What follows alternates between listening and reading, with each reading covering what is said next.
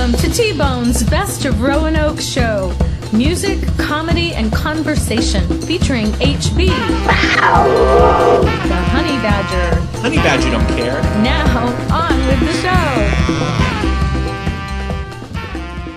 I don't expect no miracles, none that ain't meant to be. But when I look in her eyes, Lord, it makes me cry. I wonder, does she recognize me?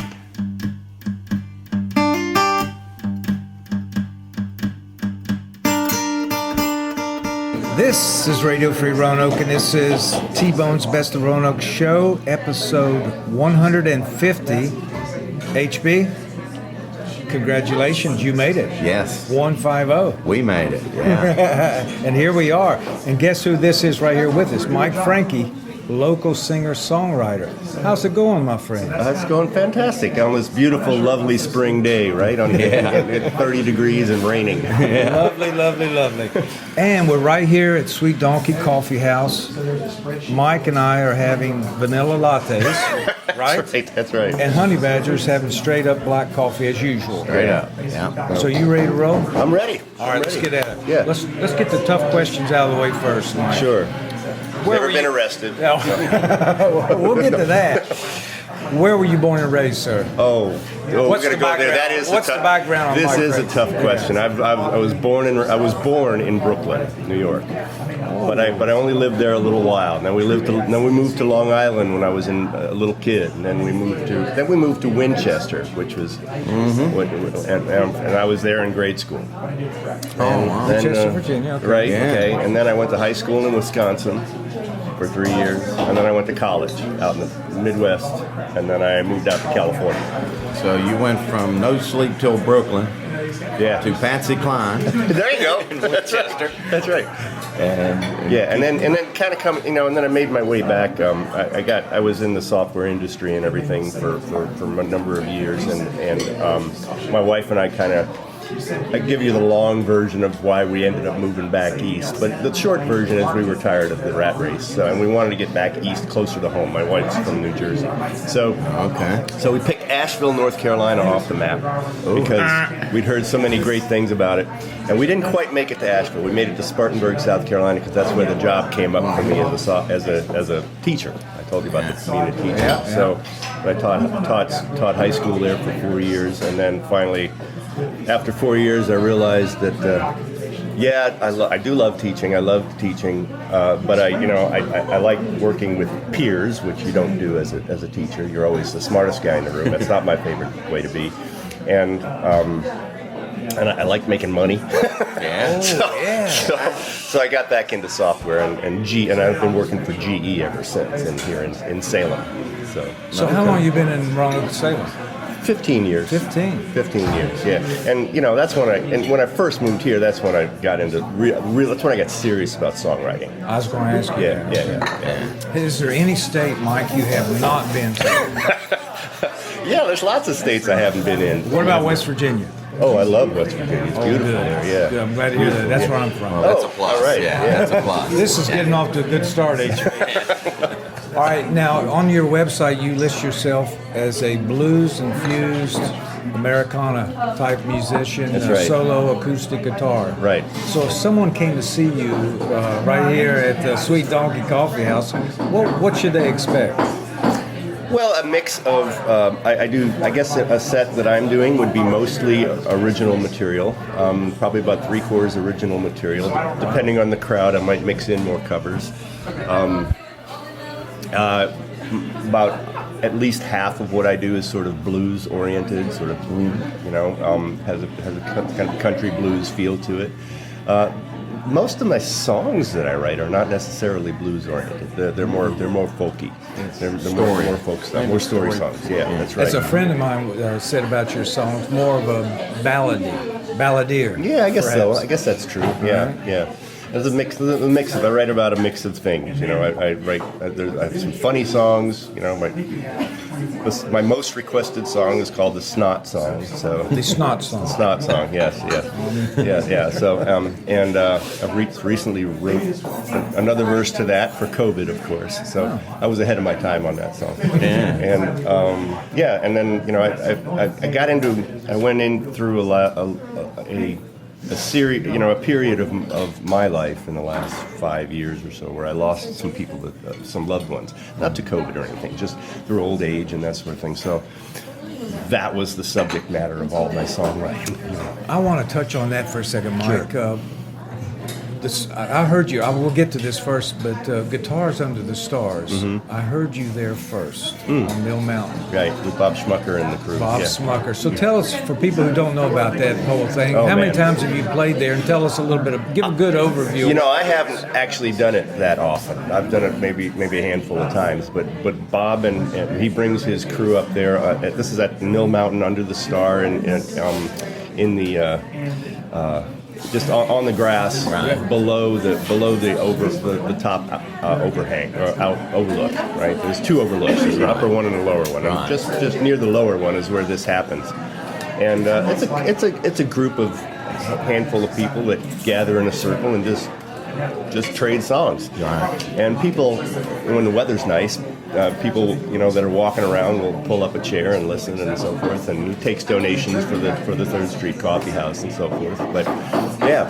Now during the winter, what do they do? It's Bob Schmucker and the 3rd Street Coffee House crew. That's right, Bob Schmucker and the 3rd Street Coffee House. 3rd Street Coffee House is on 3rd and Mountain in Roanoke. It's in the basement of the Trinity United Methodist Church, and it's been doing they've been doing live music since 1987, actually. So, and he's recently lucked into, you make your own luck, but he recently lucked into, now during the winter months, they'll be playing in the Discovery Center. So if you're up there on Mill Mountain, Bob's going to kick me for this, but I'm going to have, I don't know the dates and so forth, exactly when the times, but you can go to the 3rd Street Coffee House Facebook page and find out all about this. But the Discovery Center, is that in the zoo or right outside? It's right out, it's part of that whole facility. It's part of that whole complex. Yeah. Okay. So they can play there now during the cold weather. That's right. Excellent. One of your songs, I don't know, that night I saw you perform, your voice, your lyrics, your guitar work just stood out to me. Key Lime Pie stood out. I'm sure you've heard that before. Yes. But the song that I really like to listen to the most now is Clocks on the Wall. Clocks on the Wall. Kathy and George. Right.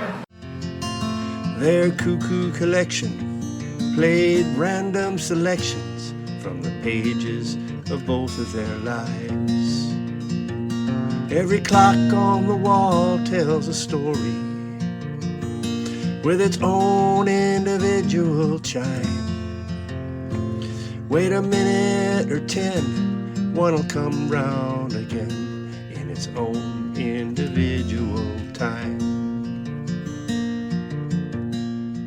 Tell us about that. Is that a true story? That's absolutely a true story. All right, tell us how did that get started? Right, so Kathy and George, and I set up the song usually to say this is about a real life couple, and it really is.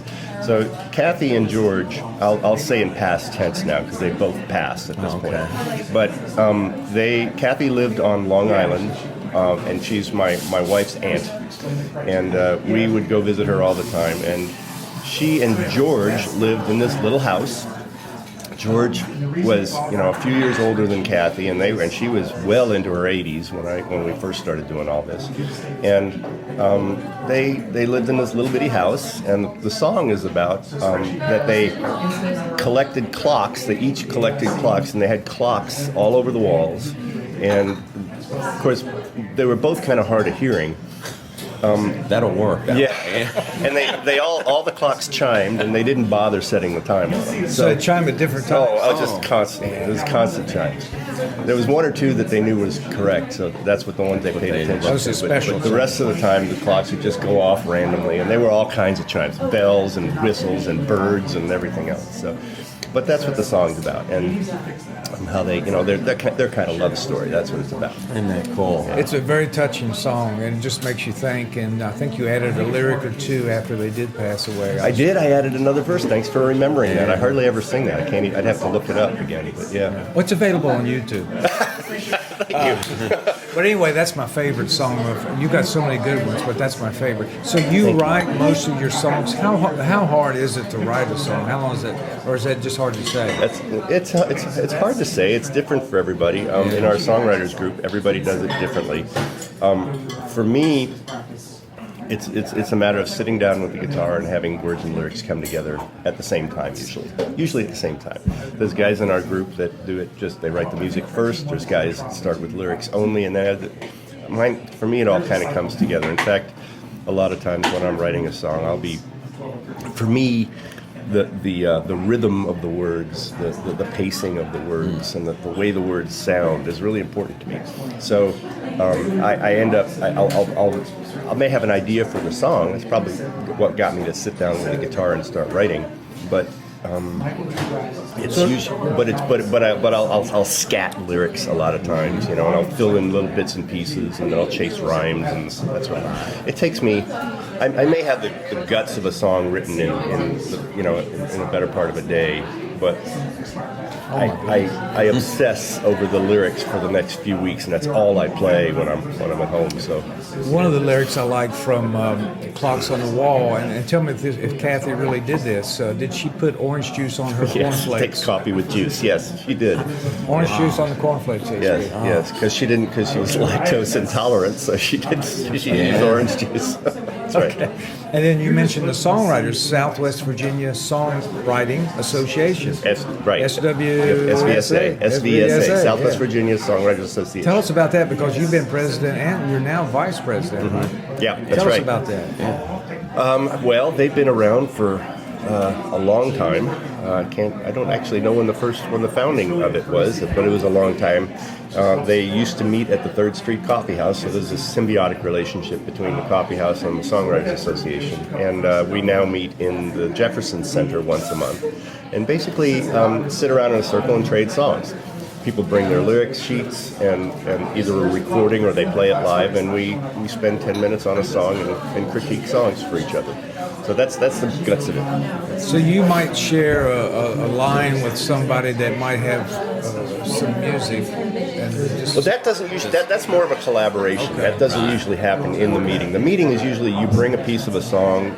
Usually it's in some state unfinished, or you think it's finished, but it's really not. Once you realize you're getting feedback, and you share it with your fellow songwriters, and they make comments. Okay. Right. Work off of them a little bit. Yeah, and they'll write down their comments. They'll say, I'll come in with a song and say, so does the story hold together, or I don't know, does it need classic? Does it need a bridge? Is it too long? Is it too short? What about this? What about that? And should I leave this in? Take that out. All right, and then you take those comments home and you throw a lot of them out, and you make use of other ones. And I've never brought a song to the songwriters and had it not come out a better song. I haven't. Okay. I haven't necessarily used all of the comments that people say. In fact, sometimes, honestly, it's. I know this is recorded, so I have to be careful with this. But sometimes you can make a comment. A comment comes back from a particular person in the group, and if you get that negative comment back from them, you go, I know I got it. I know I nailed it. It works one way or the other. It works because they didn't like it. Yeah, that's what I was looking for. Know your audience. That's what happens. And is that based out of 3rd Street Coffee House as well? No, it used to be. We used to meet at the 3rd Street Coffee House. We now meet at the Jefferson Center. Okay. Yeah. Oh, okay. And then as far as family, do you have anybody in your bloodline that musical? Where did this come from? No, not really. On stage, sometimes I get people asking me, "Are you related to Bob Franke?" Because he's a very famous songwriter, right? And I say, yeah. He's my cousin. And then I wait and I pause and go, oh, you mean that Bob Franke? No. I do have a Bob Franke that's a cousin, but it's not that Bob Franke. Okay. No, I don't have anybody. I would say there was music in my family. My dad played harmonica, and stuff, but it wasn't. I don't have like some lineage or anything. No. I've heard you play harmonica. I play a little bit of harp. I play on some of my songs. I play harp with some of my blues tunes, but I wouldn't consider myself a harp player by any means. And you have a son that plays guitar. You mentioned that at Mill Mountain. I'm glad you mentioned that. Tell us about that. He just started playing. He's 21.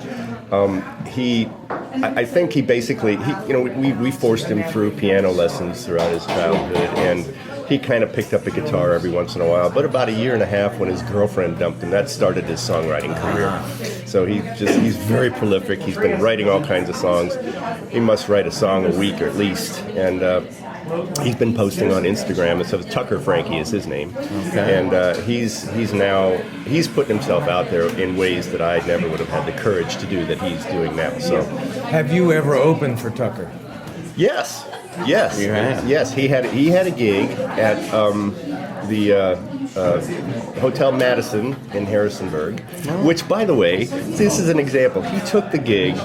He knew 4 chords and maybe a dozen songs, and he took this 3-hour gig. I would not have had the guts to do that. So I don't know where you got that. Didn't get it from me. But he took the gig, and then of course he didn't have a PA system. So he says to the guy, he says, well, my PA system is at my parents' house. It's my PA system, right? So he says, but my dad's a singer-songwriter. Could he come down too? So he played that one really well. Oh. So I came down and I opened, and we traded sets for that thing, and got to know Jeff, the guy who runs the shows up there. Very cool. Yeah. So, very nice. Yeah. Well, that's got to be neat having your son do that too. It was fun. It was fun to do that. You've got some pet projects, Mike. Understanding on Purpose. Thank you for bringing that up. Tell us about that. Understanding on Purpose. It is understandingonpurpose.com. Yes, all one word. And it's a pet project. It's in its embryonic state at this point, where I'm doing a little bit of writing on subjects, but mainly I'm trying to. The website is intended to be a place for people to come together and I bring ideas together because of all the polarization we've seen in the world, and I'm tired of seeing people talk past each other. I'm reading all kinds of books on being wrong, and I'm reading a book now called I Never Thought of It That Way, conflict resolution and sort of things. And at this point, it's about trying to have better conversations with people, like actual conversations where ideas are exchanged, rather than people trying to rant at each other and just try to convince the other person that they're wrong and they're right.